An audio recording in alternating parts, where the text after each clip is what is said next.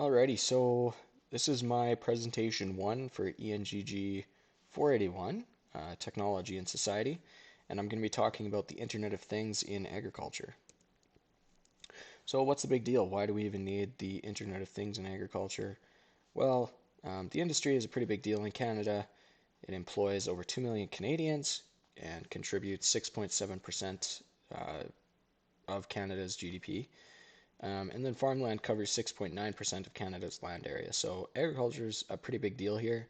And then I guess the big picture, big scale problem is that the global population is going to exceed 9 billion people by the year 2050. And in order to meet that population demand, global producers are going to have to produce 50% more in the year 2050 than they did in the year 2014. So that's a big deal for agricultural producers. We need to produce more food globally. So what is the Internet of Things and how does that solve our problem basically? Um, the Internet of Things is a network of connected devices and sensors. It's everywhere, all around you. Your smartphone is an example of a device that's connected to the Internet of Things. You can also think wearable health monitors, connected appliances, or biometric security scanners. And their purpose is to take a sensor, gather information, and relay that back to the cloud, which is, in this case, termed the Internet of Things. So in the diagram here, we have what looks to be like smart fridges, vehicles, security cameras, lots of appliances. There's a wearable health monitor there as well. So basically, any sort of device that is connected to the internet can relay a signal somewhere, and then something else can take that information and decipher it and do something useful with it. So there's a few technologies or developing technologies in agriculture that can use the Internet of Things to improve. The first is precision spraying, which, as you can see here, it looks to be a John Deere sprayer. Companies are actually developing light sensors that are able to shoot I guess, a beam of light down towards the plants as the sprayer is going over them, and then pick back up a returning signal from the plant, reading the fluorescence or the chlorophyll content of the plant, and make a decision on whether that plant is healthy or not. So these sensors, when they, I guess, see a unhealthy plant, they're able to transmit a signal to the individual nozzles on the sprayer, and then say whether or not, hey, we need to spray this weed or this plant is unhealthy, we need to spray here or not. And then obviously you could imagine doing so would decrease the amount of input used by the farmer, which is obviously also related to the cost of taking care of a crop. And that's a big deal. So the Internet of Things is, using those connected sensors to decrease the amount of input or chemical sprayed onto a field, make it more efficient overall because you're using less, you have to stop less. It costs less because those inputs, obviously have a cost. And then there's also applications where these, I guess, trouble areas or bad spots are being mapped on top of that. So yeah, it's a big source of information for the farmer. They can make more informed decisions if they have a really bad field and whatnot. So yeah, the other technology I have here is weather stations. Farmers have been using temperature, pressure, humidity sensors, along with soil moisture probes, pH sensors, all that kind of thing, all those kinds of sensors installed in their fields to get a better idea of what's going on. Currently, most farmers use a regional weather forecasting system to make decisions about their crops and their crop health.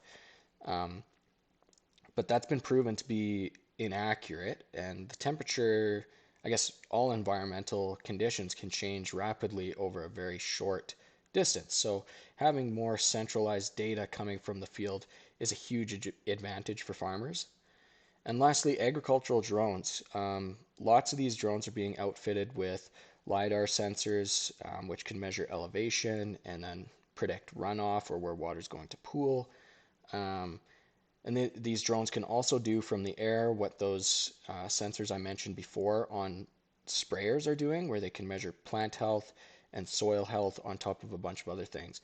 These drones can be automated and, of course, are always using Internet of Things connected devices, relaying the information they pick up from their sensors to a central hub, and that information is directly at the fingertips of the farmer for them to make informed decisions about their crops. So, how does the Internet of Things in agriculture impact inclusive growth? So, the number one thing is society has already accepted connectivity as beneficial. If you look around, food delivery services, your smartphone, those are some pretty obvious ones. People have already said, hey, this is awesome. We want this in our lives, and it's really helped us out. The second point kind of goes hand in hand with that, that connected devices provide greater efficiency. People don't have to work as hard. It takes thinking out of the equation and risk for a lot of tasks. Being connected to the internet allows for more data to be passed to the user. And yeah, again, it removes a lot of the human error that can be associated with everyday tasks. Um, Thirdly, IoT applications in agriculture increase the need for other professionals to be in the field. So increases diversity and allows for other people who don't necessarily have a technical agricultural background to be involved in the agriculture industry. So that includes engineers, computer scientists, supply chain managers, and IT professionals.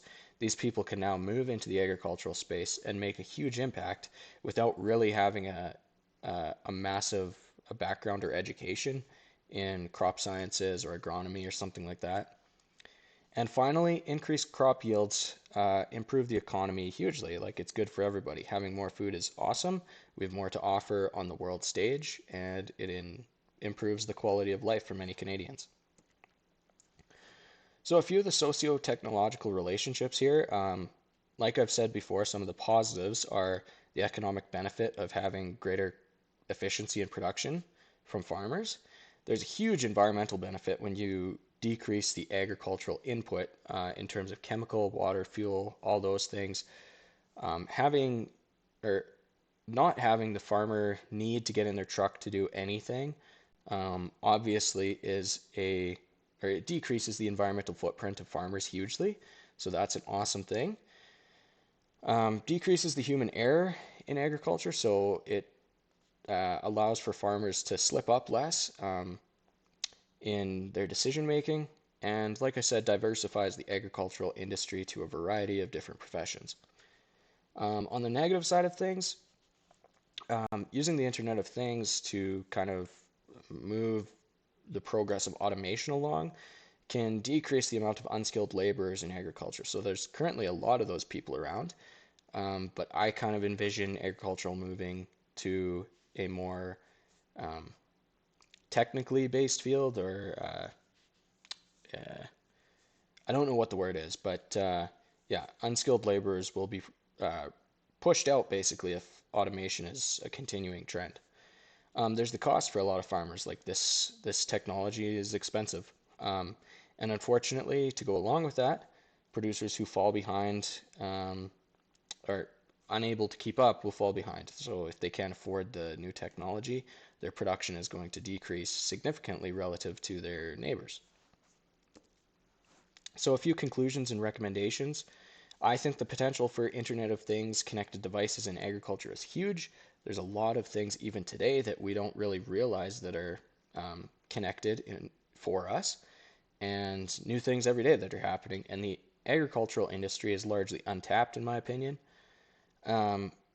Using connected devices and machinery is the first step towards complete autonomy. So we have to start somewhere, and hopefully, using complete autonomy or autonomous machinery in the future, that'll greatly reduce the stress for individual farmers and the environmental footprint as well.